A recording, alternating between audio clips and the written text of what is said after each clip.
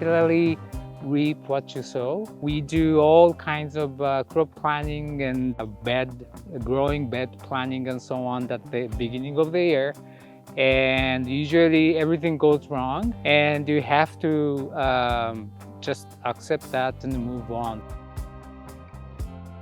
I realized lots of things like sometimes it's very difficult to produce vegetables in a consistent manner so we can eat all the time, or the amount of waste we produce, how difficult it is to grow certain crops in this climate.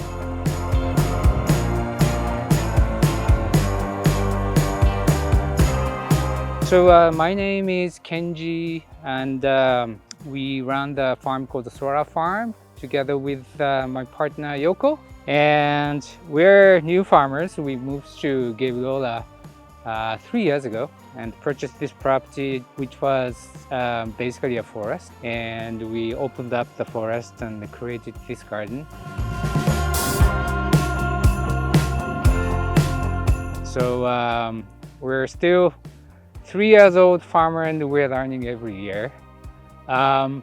So one of the reasons why we chose Vancouver Island or Gulf Island is that the weather is mild enough so we can grow vegetables almost throughout the year.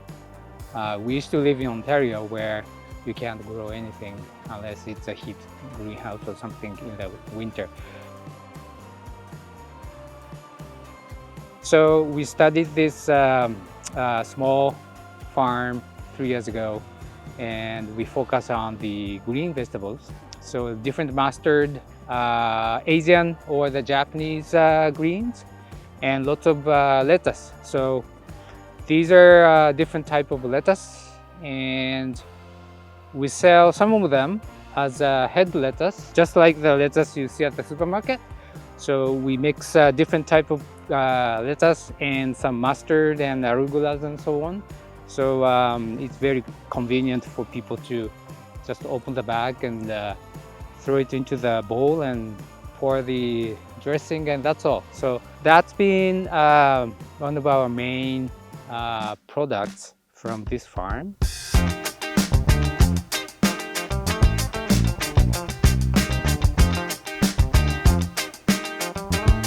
So the greenhouse, we're still learning by making mistakes. We didn't realize greenhouse needs lots of work. Some farm, I believe, has a greenhouse manager type of people. So they make sure they prune the crop timely and in a correct way so they produce the maximum amount of food. So that's a challenge for us still in the greenhouse operation.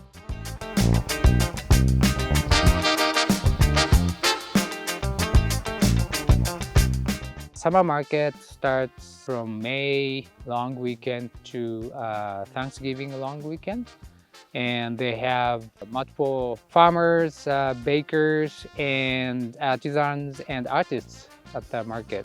So local farmers sell their produce at the farmers market, and I'm part of it for the last, I believe, 4 years, and it's been great.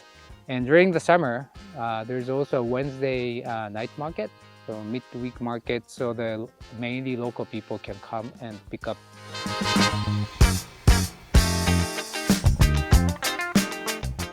Main income is still from the farmers market. We also sell to local cafes and restaurants. They are trying to source their ingredients from the local producers as much as possible. That's great. This is a small island and we can still get anything from main island or Nanaimo. However, so market is good. We can see our customers like face to face and we have a nice conversation. However, sometimes depending on the weather or I think how people feel like it, we have lots of extra after the market, and some of them we eat by ourselves.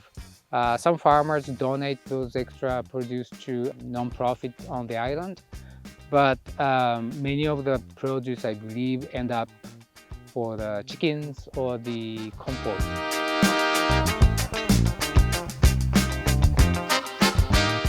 Basically, I do exercise naturally by doing farming. But I found I was basically an office worker for the last 30 years or so before we decided to do farming. And also I used to run a lot. I ran lots of marathons and I was pretty active. But farming is very different from those exercising in a city setting. It has very repetitive movements like bending over and so on all day long, and so I suffer from like lower back pains and so on by doing farming. However, the benefit of it, so like I said, exercising naturally, and we eat very healthy. We eat lots of veggies from our own garden. And yeah, so I think that's a big health benefit. During the day, it's very quiet. Particularly this location on this island is very quiet, not much traffic. I think the soil is the most important things to grow good vegetables. In any garden, you can get the compost from someone else, or you can make your own compost. Some of the property or the land has naturally good growing soil underneath, which is great. But some other places have not so good soil or not so good soil structure underneath. We are learning how to make compost still. It takes lots of time actually to make a good compost. If you can make your own compost, that's great. And then you don't waste all the extra veggies or the kitchen scrap. But if you do not have time or the tool to make a proper compost, I recommend you buy the good compost from your local compost supplier. I think that's the best.